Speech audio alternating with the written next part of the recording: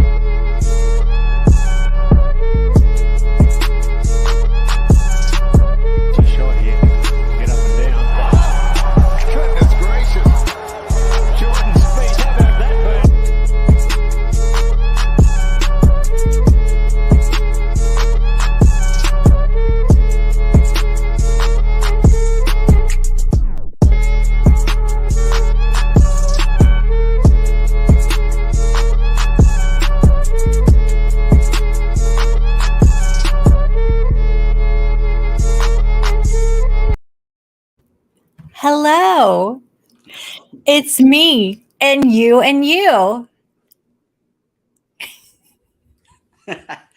Yeah, I look equally bad from both angles. So that's good. We're just doubling down.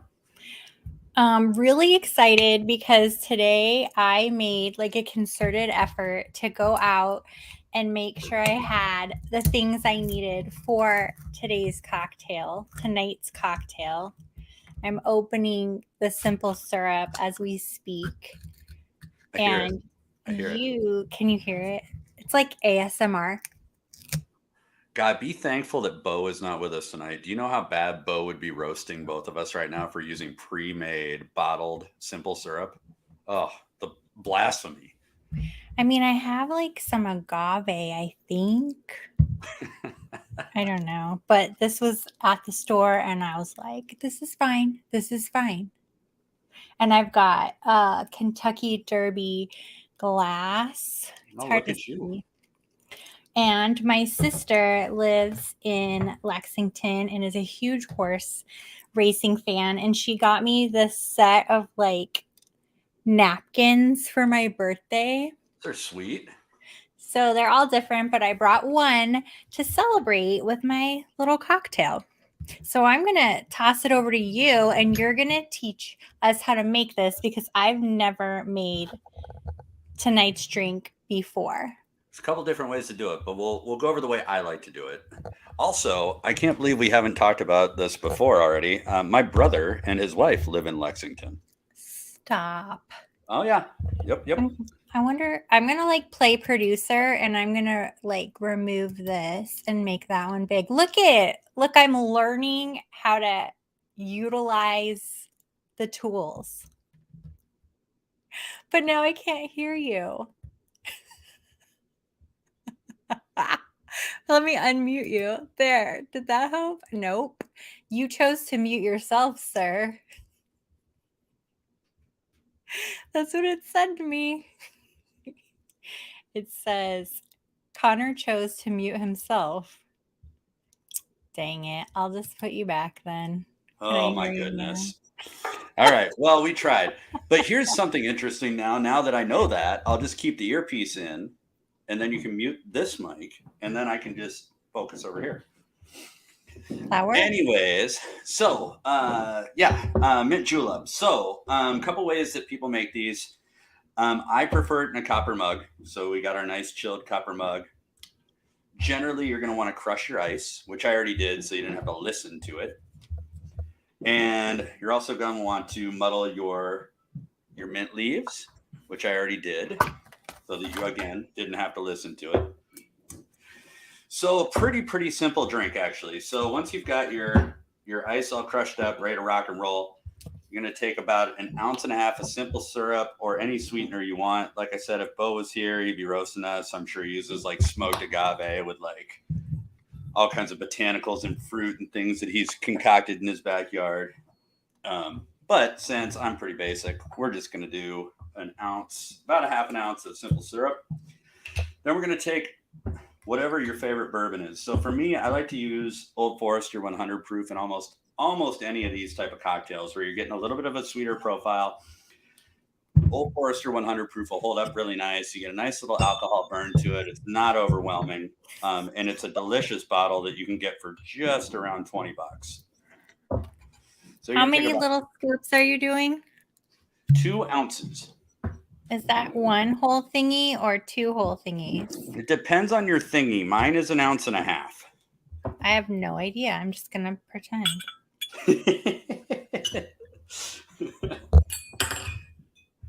So I literally just pulled this out of my bar setup and I was like, this is a pouring thingy.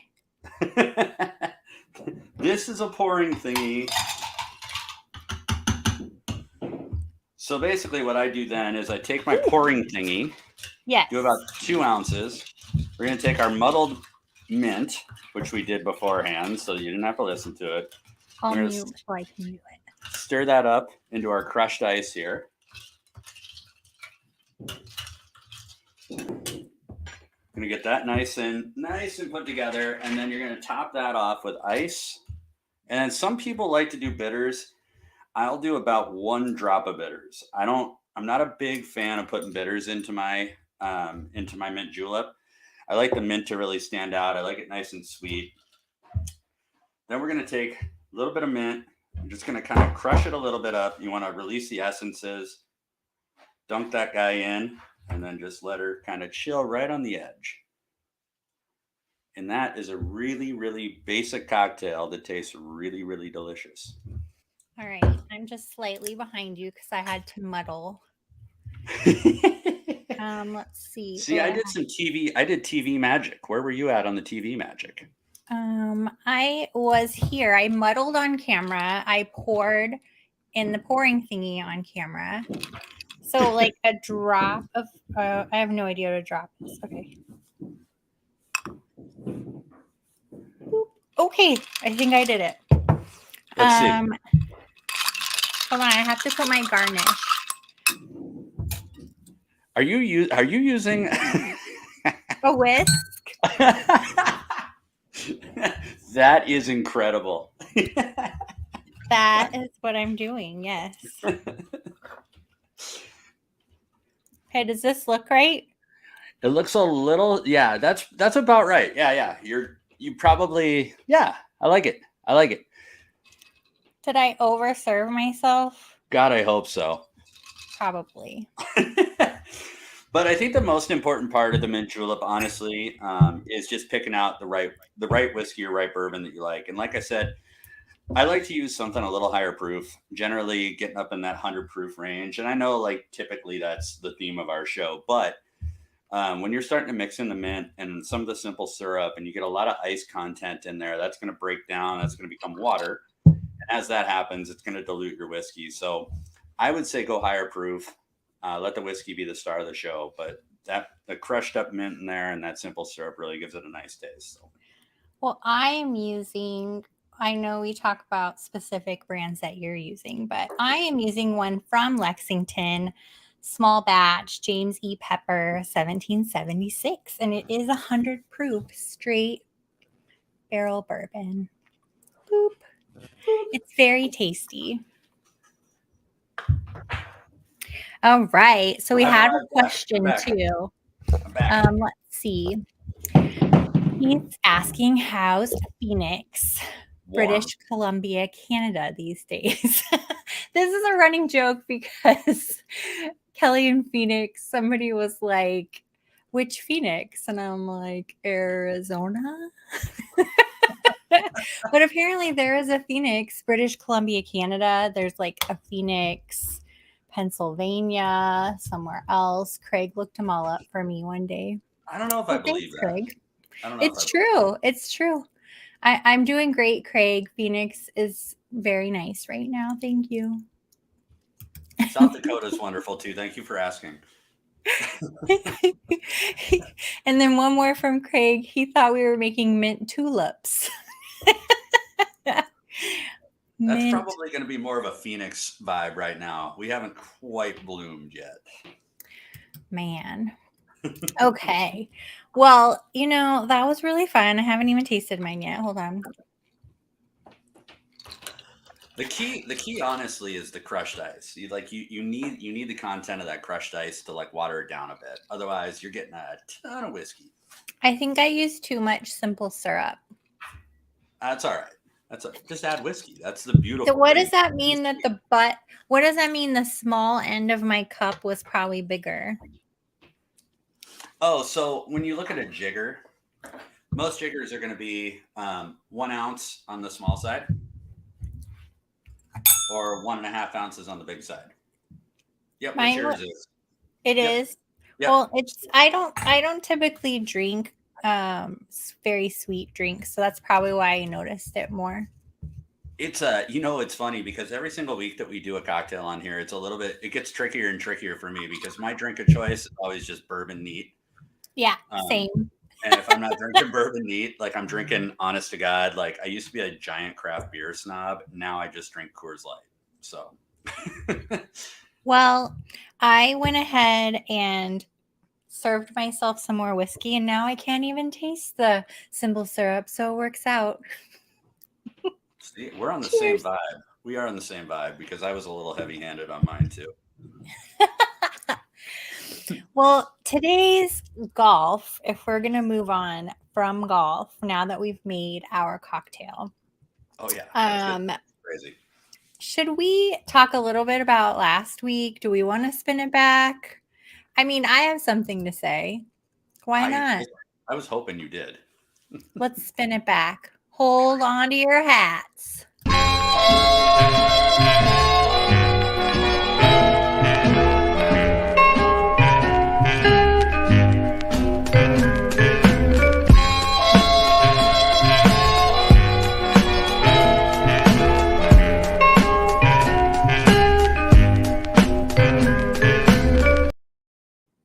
And we're back. I'm texting. Okay, so last week, the Mexico Open. I mean, it was in Mexico, so Mexican Open works. And it was in Puerto Vallarta. Very nice area of Mexico. Very resorty. And we need Bo on for just the Hispanic, like just being able to pronounce things correctly, like because I'll just butcher it. Puerto Vallarta. I've lived. Puerto Vallarta. That was as close as you're gonna get from a native Phoenician. So here's my beef with last week. I faded Rom because he's been a hot sack of garbage as of late, in my opinion, like not living up to the Romness that he should be. So there was no way I was putting him in, but I should have because the field is really weak and I didn't necessarily take that into account. So looking back, I wish I had played him just because the field was so weak, but I didn't. But here's what really chaps my hide. All 6 of my picks made the cut, and I sat right outside the money. And that rarely happens, but apparently 3 of my 6 just chose to linger at the bottom of the cut line. So now we know. Like T54. Now we know it's possible to have all of your players move forward and not win. Yay. That's happened to me a few times, and like honest to God, like I have won more money on 4 or 5 of 6 getting through the cut than most of the times that I've gotten 6 through, which is so counterintuitive. But like I'm usually in the same boat as you. Like I'll get that oddball through that probably shouldn't have gotten through that finishes again like T64. You're like, thank you, great weekend. Right. I just felt like I was looking at it and I was thinking, you know what? This is great. This is great news. Everybody's doing great. And then all of a sudden, the ones that were on the cut line just didn't. They chose not to excel. Well, I am a little bit different than you. I did play John Rahm. And I also played my boy Davis Riley, who we all know I've been riding pretty much all season so far. I keep calling him the new Will Zalatoris, and I think he's starting to prove that he is. Yeah, so I was doing okay. The problem is that I was a little too heavy on some of the guys that I had romanticized the week before. Chris Kirk is one of them. I was definitely a little too heavy on him. And that really kind of bit me in the ass because not only did he not make the cut, but he really didn't have two good rounds going into the cut. So that one hurt pretty bad. Right back on my boy, old Mother Hubbard. So that did all right. Yeah, I mean, all in all, I thought it was good. I don't think it's a tremendously entertaining tournament. I didn't think it was, I don't know. I thought it was kind of anticlimactic personally, but I don't know. I just had that gut feel about Rahm, so I plugged him in. I thought about it afterwards, but I was in Vegas for the draft and I couldn't update my lineup. They don't, weirdly enough, you can't use sports apps while you're in Vegas. So did you know that before you got there or no? I did, yeah. That's happened to me before. But I was sitting there thinking, oh, you know what? I'll create one more lineup, but no, I can't. Just kidding. I legitimately, like, the first time, this was probably a few years back now, but like I really just started getting into DraftKings and we went to Vegas and I had, I don't know, a couple $100 of outstanding lineups. Got to Vegas, couldn't set them. Learned the lesson the hard way. It's really annoying because you think, you're there and you're going to be gambling, but no. I was trying to find my last week's, but for some reason, there it is, Mexico Championship. So my best lineup where everybody made it was Tringali, Wise, Sig, Thigala, Streelman, and Lashley. They all made it, and I sat literally right outside the money because Lashley came on super strong. Aaron Wise did great, but the big letdown for me, I guess maybe I should save that later, but no trunk slams. But it was Tringali, big letdown, big fat letdown. Yeah, Tringali let me down too, and I did have a fair amount of Tringali. I don't know. I thought he set up all right for it. Like I don't know. I expected more out of him. I honestly did. I totally did. I laid him out as hopefully my tournament winner was the plan, but that did not pan out so well. So And what number did you get on him? Because I know you had a bet going on him. I did. I had a bet. I had bets going on. Let me pull that up too. I lost my bets too because they revolved around Tringali. So he was a giant bust. So I had, apparently I played a 6-leg parlay, which I do not remember doing. So you were having a good time in Vegas. You know what? This one would have been great, actually. Holy cow, that would have been great. Except Russell Knox did not make the cut, let alone the top 20. But that was plus 26,999. But everybody else, if I'm not mistaken, I would have been in good shape, and I put $5 down, and I would have been super rich if Knox wouldn't have bailed. You could have just, sent money to all of us poor people. I did Woodland in the top 5. Did not happen. I did Tringali. to win. Did not happen. I also put Woodland to win on a second bet. Did not happen, obviously. I got off of Woodland right at the last second last week. I actually was kind of there right up until like lock, and then I was just like, I'm off. I'm done. I was trying to ride the Woodland train, but the thing with Gary too is it just like I'm so like I can't get him right. Like when I think that something doesn't fit him, all of a sudden he just shows up.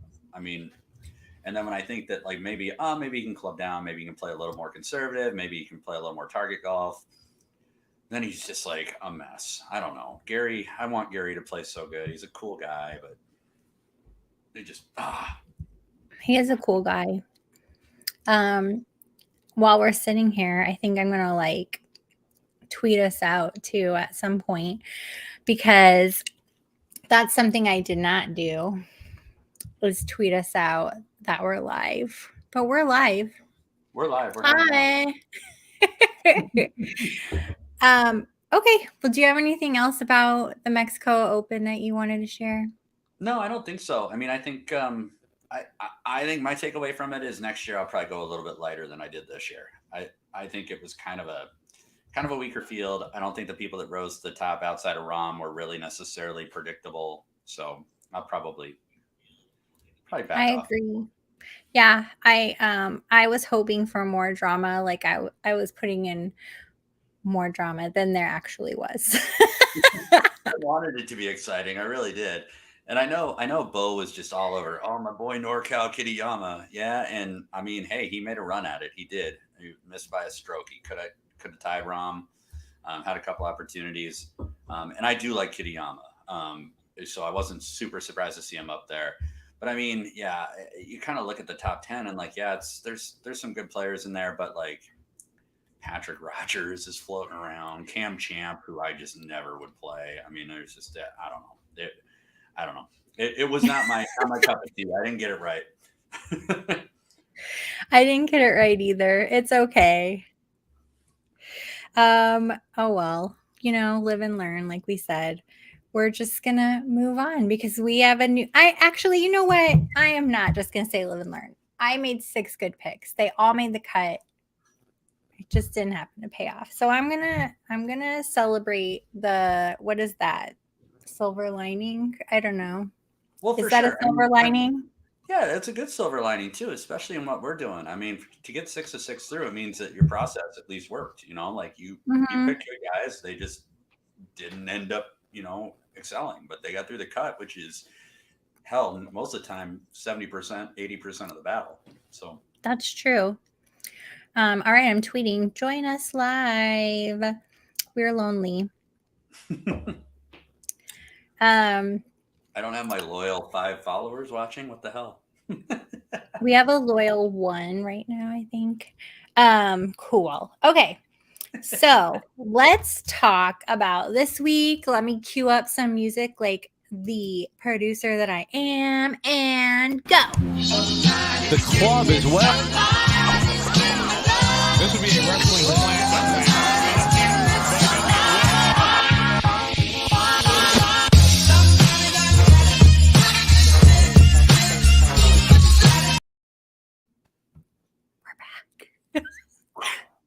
So should we talk about the course? We should talk about the course because we are going to lay out some players and lineups and haven't even mentioned that there's been a venue change. Why don't you get into that? Yeah, so the course this year is TPC Potomac, which is not the typical venue.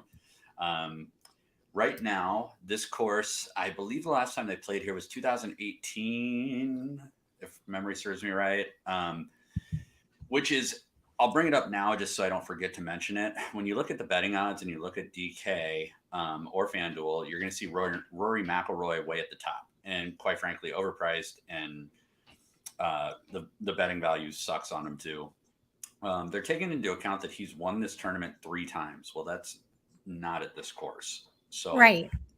So I think that's something. As you're putting bets out, as you're building lineups, like don't get sucked into Rory necessarily. Like I do like his form at the Masters and all that happy stuff, and I'm a huge Rory truther, but just realize his price is reflective of 3 victories at the tournament, not at this course. So that being said, this one's a par 70. Yardage is just under 7,200. You're looking at about 7,160. Bent grass greens. I will say the green complexes are a lot smaller than tour average. You're not, personally, you're really not going to be, I'm not too fixated on things like three putt avoidance this week. Because if you're three putting on some of these greens, like you're not making the cut anyway. Like there's just no excuse for a three putt here. However, I am looking at scrambling a little bit. I am looking at short game. If you do miss these smaller than average greens, it's whether or not you can get up and down. And also, I don't feel that bombers have a massive advantage here. I think that this is a lot more about approach. And I know we say that most weeks. Obviously, second shots are king. Iron play is dominant on the tour, no matter how good you are driving the golf ball. But I really do think it matters here. Again, your approach shots, whether you're 120 yards out, whether you're 200 yards out, you're approaching some tiny targets. So just kind of looking at some accuracy, looking for good approach. So yeah, and really my modeling this week was pretty simple. A lot of approach, a lot of greens and a lot of fairways and greens and regulation, a lot of par 4 scoring. And then if you do want to mix in putting, I would mix in putting specifically on bent, and I would mix in putting from short distance. Maybe like 10 to 20 feet, depending on how you want to build it up. But again, this is more of an approach shot, get close to the pin, gain opportunities. So we take a lot of the same approach, I think, as I hear you speak. It's super fresh in my mind because today was my first official day at Team Riser Fall, where I published a video and a blog post. I think the one thing that where we differed is I did look at bogey avoidance when I was looking at this, but specifically I was looking at driving accuracy and scrambling, as you mentioned as well. So those definitely come into play, especially on this course. From what I was reading and what I understood is that what makes this course difficult is if you do end up off the fairway, that the rough is pretty horrendous. So I looked for accuracy when I made my picks today. I'm not super thrilled with the $10,000 to $11,000 range as I look at this field, because nothing super excited me. I was more about the mid-tier and the value tier as I was building some of my picks. So do you want to kick it off? Do you want me to kick it off? Sorry, I thought I had my notebook in front of me. Well, since you didn't have your notebook in front of you, I'm just going to go. And I know we've already discussed my top pick today. I'm going chalk. I feel like it's a safe move, but you felt like it was overly chalky. But I'm going with Corey Connors, 11.7 on FanDuel, which is a lot. I hate that pick, and I'm probably going to eat it next week, but I hate that pick. Here's the thing. 11.7 is crazy overpriced, but because I didn't really love anybody else up there, it was fairly simple to do the rest of my builds. So I picked Corey Connors. He has gained over a stroke per round in his last 20-some 50-some rounds, actually. I just glanced at my notes. He's been in third at match play, 6th at the Masters, 12th at RBC. But because I missed out on Rahm last week, I felt like it was too chalky. I'm not going to do it this week with Corey Connors because he hasn't been playing like garbage. So I'm going to go with it. Refute me. Yeah, and so I would love Corey Connors if we were getting Corey Connors sub 9K. I just hate Corey Connors at that price.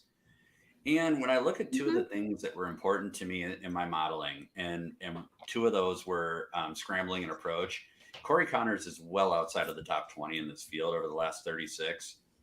And so I think my historical feeling with Corey Connors is if he shows up, everything's firing. Yeah, he's going to win it going away. If he shows up and he's going to have to work for scores on this course, I wouldn't be surprised if he didn't make the cut if that happens. Like, Corey Connors at that price is just, I can't do it. I can't get there. Well, okay. I get that. I would never, but I honestly did not love anybody else. So who else are you looking at that's eating in to your budget then? I 100% will say that I am probably skipping the 10K and above this week, period.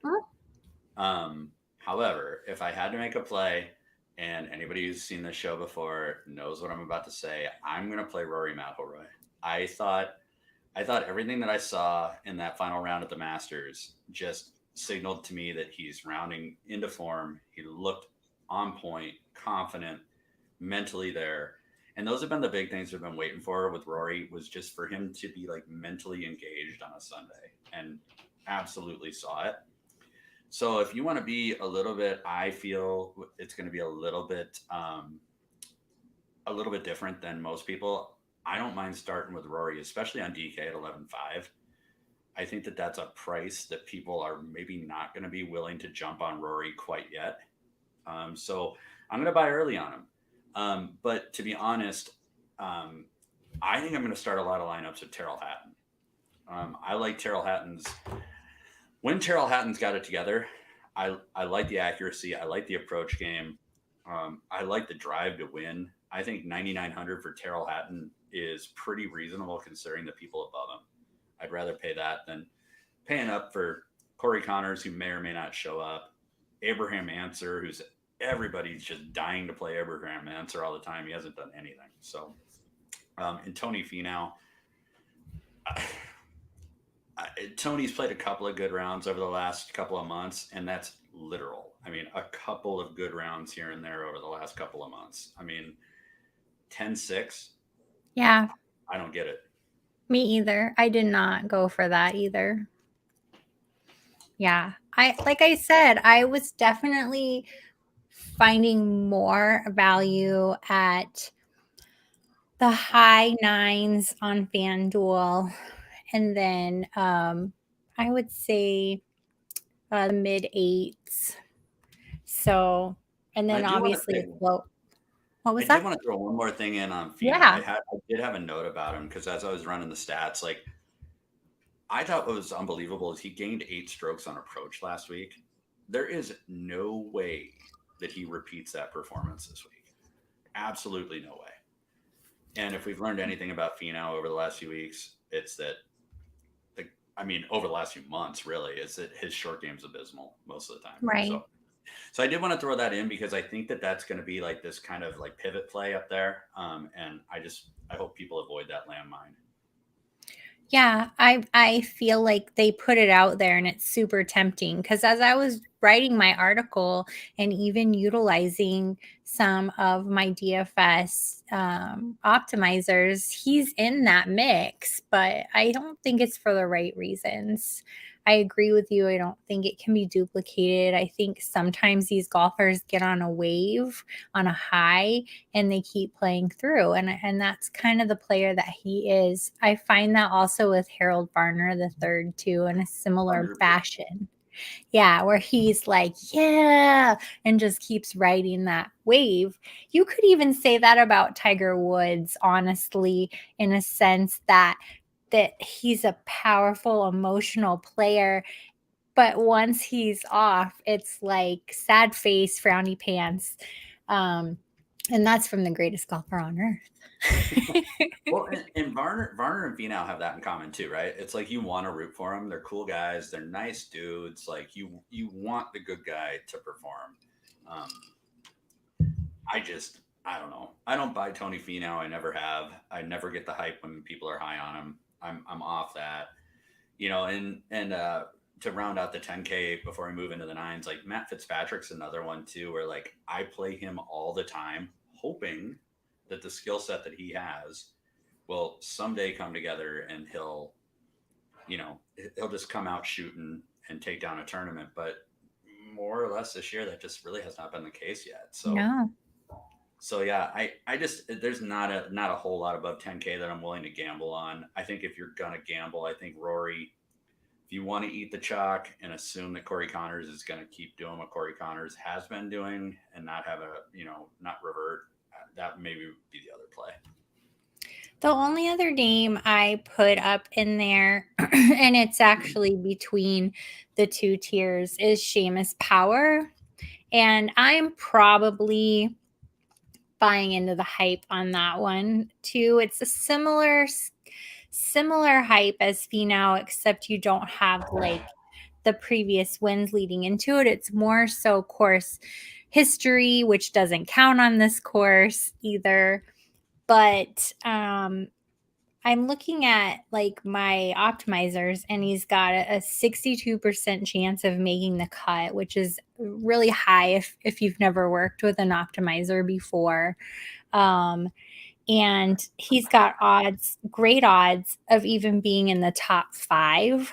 So its strokes gained are all rising and in the green, which is a great sign. But here's the thing I liked about Seamus Power. If I was going to gamble, he's 10-3 on FanDuel and only 8-3 on DraftKings. So this could fit into somebody's lineup pretty well on DraftKings especially. He's hit the green in regulation 71% of the time, and that's a really great place to be on this sort of course. So if you're looking for that kind of dark horse that's going to possibly be in the top 5, probably for sure in the top 20, I don't want to say for sure, but the odds are he's going to play well according to all of our data. That's Seamus Power. That's the only other person I really came out of that top tier with. So I have 2. I'm gonna stay on Russell Henley. I'm just gonna keep saying what I've been saying, like the consistency level that he's playing with this season. I'm gonna keep rolling with that. Generally speaking, I don't mind his approach game. Generally speaking, I don't mind the accuracy. I don't know that he wins, but in this field, I think that's a decent price for a guy that's made 12 of 13 cuts with 2 top 10s this season. And then my other one is not quite an enemy of the show yet, but not really a friend. Max Homa. I think Max Homa at $8,600. Max, if you're ever in the vicinity, we'd love to talk to you about why you don't return phone calls. But Max Homa, I think at $8,600, $300 more than Seamus Power. He rates out 4th in the field in my modeling. He's having a great year. I think that's a solid play. So I'm all in on Max Homa. I don't hate it. I just looked at it and thought that I was going back to my ex-boyfriend or something. So I decided to stay away from that. And I went with my current boyfriend, my longtime love of Matt Kuchar. He has the kindest eyes. We've talked about this before. I am going with Matt Kuchar because you can count on Matt most of the time. He had a cold streak, but he is on the rise again. You can count on Matt to make the top 20, if not the top 10, because he likes to take that bag home. He's like, I didn't win, but I made some money. Bye. So Matt Kuchar, he's ranking 2nd in bogey avoidance, which is something that may or may not come into play. But dang it, if he can't scramble and get out with par or even better. So yeah, and I actually typically like Matt Kuchar on shorter courses too. So I mean, I don't hate Kuchar, the play. I don't have your affinity for Matt Kuchar as a human being. But that's neither here nor there. We're here to win money, and I don't think he's a bad play, and I think at $7,900, I think he's a great value. The only thing there's two things around him that I do, well, maybe three that I do want to point out. Webb Simpson, I think, is another guy that has been severely underwhelming this year. Yeah. And I'm a huge Webb Simpson fan too. Like spoiler alert, I'll play him this week. Because he's another guy that I root for. I want him to play well. I don't want to miss out when he does play well. However, there's just really no signs of life there. Like, he just hasn't done much. Aaron Rye is another one that I think people are going to get sucked into recency bias. This is a guy that typically is good for a miscut on most weekends, at least in the United States. If we were on the Euro Tour, I'd probably play him a lot more. But over here, like, he's having a little bit of a run right now. But like, it's $7,900. I would way rather play Matt Kuchar. Of and course. I would 100% rather play Cam Young, who have been playing all Oh my year. gosh, I have Cam Young too. So, and that's my boy. I've been on Cam Young every week, and I'm not even about to jump off now, especially at 8,000 in this field. I love Cam Young this week, and I'm going to have a lot of shares of Cam Young. Yeah, I have Cam Young as well. Let me just back up a second, because as I was doing my research, it is easy to get sucked into Aaron Rye. His data, and when you look at a data analyzer, is really close to Matt Kuchar's until you get to driving accuracy is a big one. They're not even close in driving accuracy. And then the other one was, I thought I had it in my notes, but I don't. Greens and regulation. And on top of that, Aaron Rye on scrambling and putting is absolutely horrible over the last 36 rounds. So yeah. It was not pretty. And I mean, everything kind of was like boop, boop, boop, kind of lining up. You could see why they're about the same price. And then you get to driving accuracy, and then you get to greens and regulation. And it's like a 10% difference. Matt's like 71%, and it's like 61% for Aaron Rye. So still good, but not as good, especially at that price. So I skipped on that. I went with Matt. I'm on board with you with Cam Young, 10-1 on FanDuel, 8K on DraftKings. He's only 24, but he's not playing like he's the new kid or anything like that. He's definitely on the rise right now. I'm looking, and he's ranking 6th in birdies, at least when I wrote the article. He's ranking 6th in birdies, 11th overall in putting average, and 19th in scoring average. All of his strokes gained are on the rise. He's number 3 in the field over the last 36 rounds for strokes gained total. He's number 4 in the field for DK points scored over the last 36 rounds. Yeah. And he's number 2 on shots gained off the tee, which we both identified as being important this week. Everything points to Cam Young being an awesome value at 8K. Definitely. The last point I had on him was, yes, he's obviously projected to make the cut and the top 20, if not the top 10. So Cam Young at that price, I was definitely excited about. And then we move into some value picks. Yeah, and I think this guy would fall into value picks. I think it depends. Yeah, like it depends on how you're building out your lineup. But you've done this far longer than me. But as I look at my lineup and I was trying to show who I was going to share, Cam Young shook out with Matt Kuchar kind of in the middle, and then my value picks are on the higher end, but they're still values.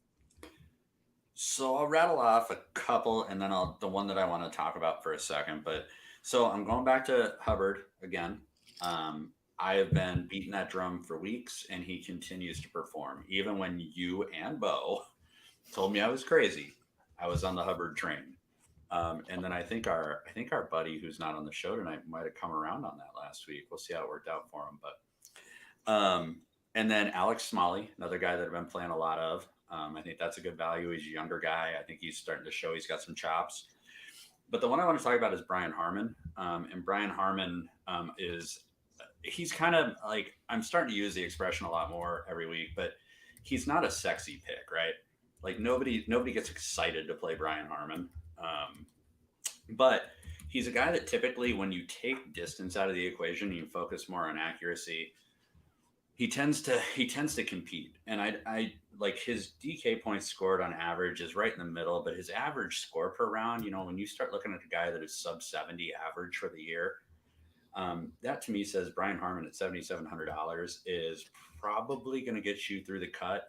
And if we have a low scoring affair like we did in 2017, which was one of the last times it was played here, Brian Harmon is live to actually be in the top 5.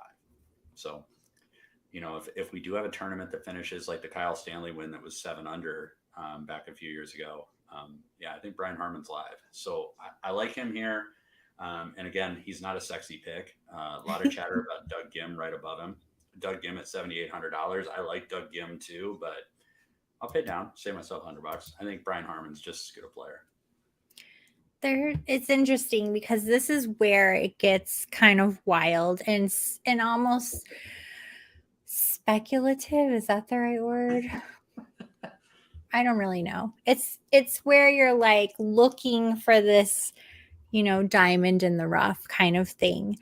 I am going again with Nate Lashley this week. He's priced well, 8.8 on the higher end at FanDuel, 7,000 on DraftKings. He's not a showstopper by any means, but I would say the guy's consistent, if anything. I want somebody when I'm picking a value pick that's consistent and well-rounded. So when we talk about the last several rounds that people have played, Nate Lashley is average at best when you talk about irons. But over the last 24 rounds, is he on your list? Yay! Over the last 24 rounds, Nate Lashley is ranked 12th on approach. So I like that, obviously, for these small greens. If you have different data, please do share it, but that's really important. And then what I have down is 39th in driving accuracy, 28th in bogey avoidance. And none of those numbers are anything to sneeze at, even though they're in the double digits, because guess what? They could be in the triple digits. They're in the low double digits, which means, again, consistency, well-rounded, not necessarily a winner, but someone who will pick up points for you, and great price. And I think so. I think the big thing that I jumped on Nate Lashley about is I like him in these events where the field is less intimidating. Like when you start to look at where he's performed well, Puerto Rico Open, Valspar Championship, Corrales, Valero, Mexico Open. Mexico. Mm-hmm. So I think when Nate Lashley, I don't think he's got the killer instinct. And this is like a personality thing. Stats aside, I don't think that he's the guy that's going to get in the ring and box with John Rahm. But I do think that he's a guy, when the pressure's off, he can go out and play his game. I think he tends to rise to the top. And if you look at, that's not an isolated sample. Like if you go back and look at his career, he always seems to perform at these lesser fields. And really, I mean, Mexico Open arguably might have been a better field than this. And, he finished in 11th. So I like where he's at. Yeah. That was my first go-to. My second, let's see if we're still on the same page. I have another one here. I'm going to go with Adam Long. No. Okay. Out of nowhere. Ta-da! No. So here's why. Because I like to look at points, the points per game. Is that the right term in golf? Yeah, that's right. I know it is for other things. I hadn't really necessarily thought about it for golf, but his last two performances at the Mexico Open brought 99.4, which for a value pick is smoking hot, and 84.3 at RBC Heritage. So he tied for 15th in Mexico. That was his 6th top 25 finish of the season. It would be top 20, but I think he had a 25 in there somewhere. So we have to make it fancy and sound top 25 of the season. And currently, as of today, right now, he's ranking 9th in birdies and 9th in pars, which makes him really reliable. He has a 50-50 chance of making the cut, according to the data makers. But you know what? If you put it into perspective, Rory McIlroy has a 67% chance of making the cut, according to the data makers, and a 5% chance of winning, according to the data makers. Keep my boy's name out of the mouth. Well, you look at somebody like Adam Long and 50% and 67% to make the cut. It's not that far between. If you look at 5% on these data charts, it goes like 5, 4, 3, 2, 1 for like the first 5 people. And then it's like 1% for the longest time of winning. So when you look at someone like Adam Long, who's at 1.1% chance of winning, at a value pick, who's currently playing really well and scoring a lot of points, I was like, you know what? I'm gonna latch onto that. I'm gonna make him my little sleeper pick this week. Adam Long. I mean, as a sleeper pick, I don't hate it. I would be more inclined, honestly, to probably go up to David Lipsky based on where he's trending. The guy that actually is really weird, and you should probably press record right now, that I will rarely say you should play. I'm kind of into CT Pan this week. I thought what he was trying to do in Mexico was impressive. He opened with a 66, and then he went 70, 69, 71. But I thought what was nice about it is it was nice to see CT Pan he shows signs of life. Like, he'll make a run like that, right? He'll have a great opening round, and then if he can link the second round, then it's on. And then he's like third round, fourth round, all that. So I kind of like the signs of life out of him. He's made the last few cuts. I think $7,500. It's certainly looking like he'll make the cut for you. He's scoring decent. He's about 64 points average. So I think you can do a lot worse than CT Pan at 7,500 on DraftKings. But yeah, I kind of like David Lipsky better. I like it. And you know what? I still, after I made my builds and I used a vast combination of these people doing a few different builds, I showed you a couple of them, and I still had $400 left. So if I wasn't going Adam Long, at $400 is quite a bit of budget left. This was on FanDuel especially, so it's nice to have that kind of money where I could bump it up and look at somebody more pricey. It's just, I have, if I'm going to get sucked into something, it's like, oh, this guy is like, he's on like this trajectory. We don't hear anything about him. And those are the ones that kind of sneak in there. And I want to catch one of those. I have caught one of those several times in the last month, and I'm hoping this could be my next one. No, and I do like your Adam Long play. It's scary. I've seen this before, and I can't give you the span or when it happened, but like, I've seen CT Pan come out and shoot around like he opened with last week, and then all of a sudden it's like he kind of gets in the groove, and he strikes the ball well when he's in that groove. So yeah,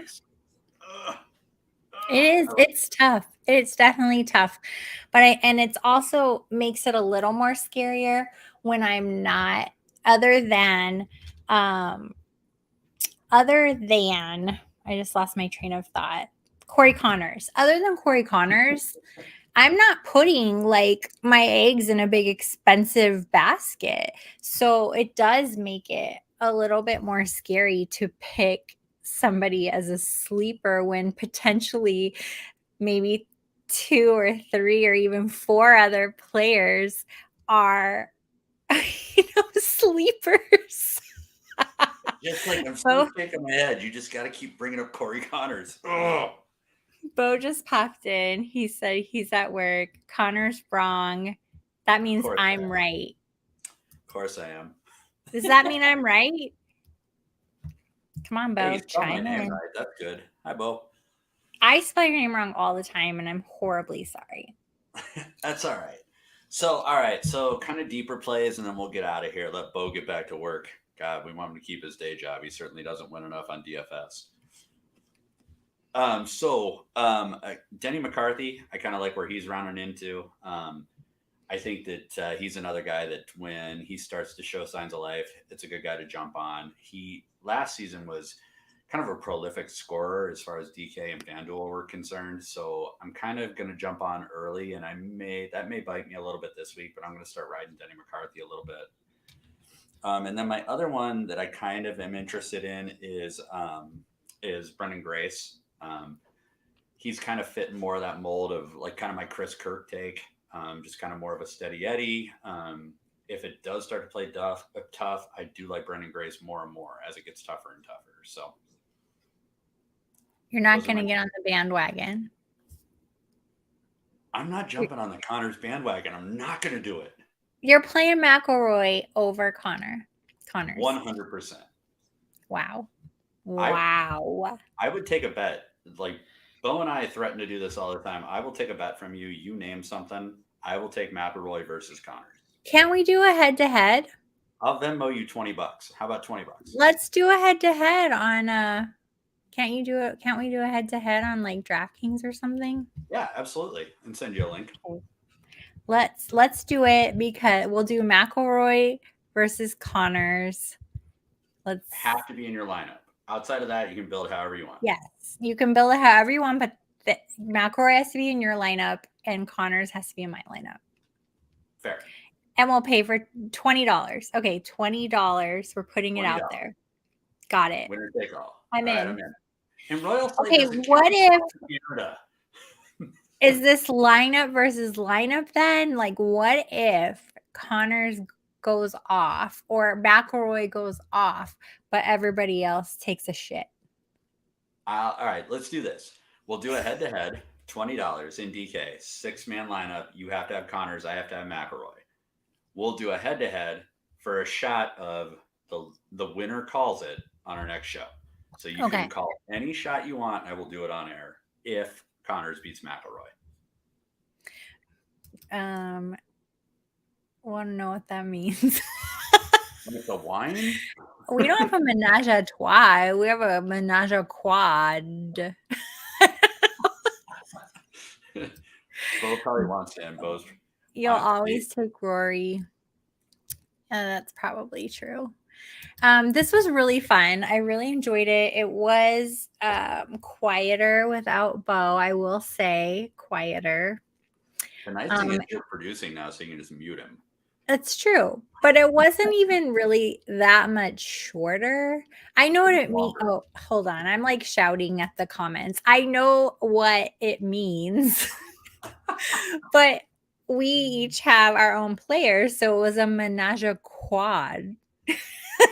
Quad. I don't know if 4 is in French. I believe what Bo was actually asking was if he could get an invite, but I want to know who he's picking as he wants an invite. Well, who are you playing, Bo? You can't play who we're playing. You have to have your own star player. Then we can talk about a little threesome action there. Who is Bo playing? Abraham answered. Cat. Guaranteed.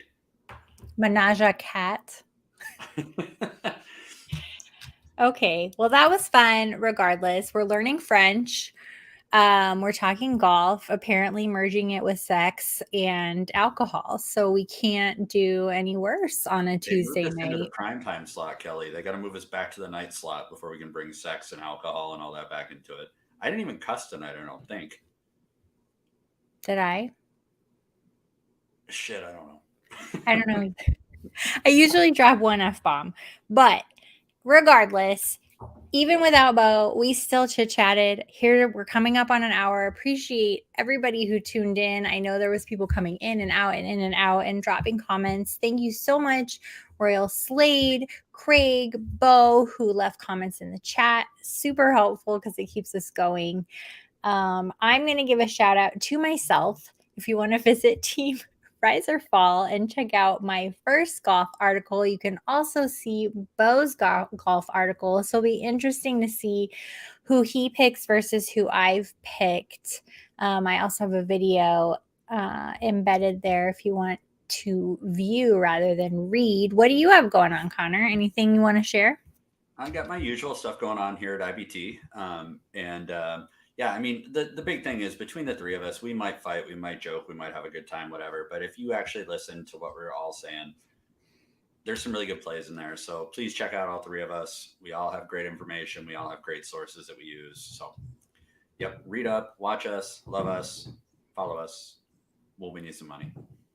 We will make you some money. Looks like Bo's going to go with Sung J M. All right, we're going to set it up. We're going to do a head-to-head, and whoever's team wins gets $20. Whoever's because Sunday is not in the field. Oh, Bo, you got to pick somebody else. Whoever's team wins gets $20. Whoever's star player wins. I'm Connor. Connors, you are going with McElroy, and whoever Bo picks who's in the field. We'll put it on Twitter.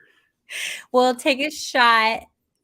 The loser takes a shot. The winner picks the shot for the other two. Yeah, I think it goes loser buys, winner calls, middle takes. Okay. Sounds good. But there's no buying. So I think the two losers have to take. By default. This was really fun. Thank you, everybody, for tuning in. Hope to see you in 2 weeks. We're trying to move to weekly. I don't know. Maybe you'll see us next week. Let's find out. I saw a calendar that might have said next week. Next week, Tuesday, 8:30 p.m. Eastern. Catch you later. Bye.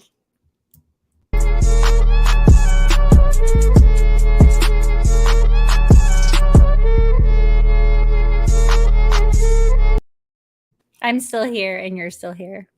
Bye again.